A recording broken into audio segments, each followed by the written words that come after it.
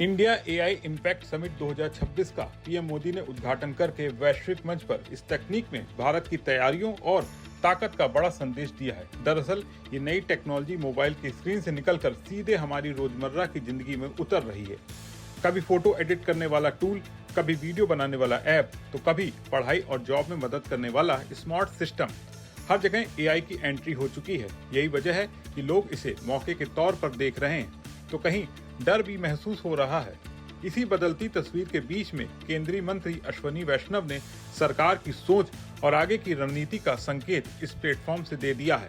हालांकि एआई से डर केवल जॉब्स जाने तक का नहीं है, इससे पैदा हुए डीप फेक जैसे खतरे से बचने के लिए भी बड़ी तैयारियों की जरूरत है। Institutions of family, institutions of different social identities, institutions of governance. These are the institutions which hold the society together.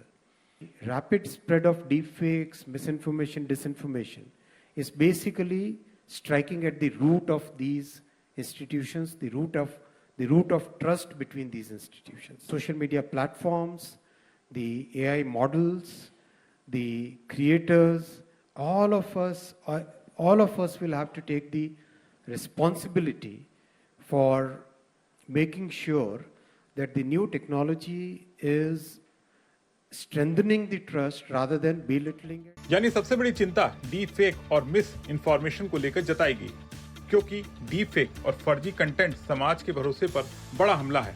इसके लिए टेक्निकल और लीगल दोनों तरह के सॉल्यूशंस पर जोर दिया जा रहा है। 20 से ज्यादा देशों के मंत्रियों ने इस मुद्दे पर चर्चा हो रही है। एआई जनरेटेड कंटेंट की वाटर मार्किंग और लेबलिंग पर काम चल रहा है।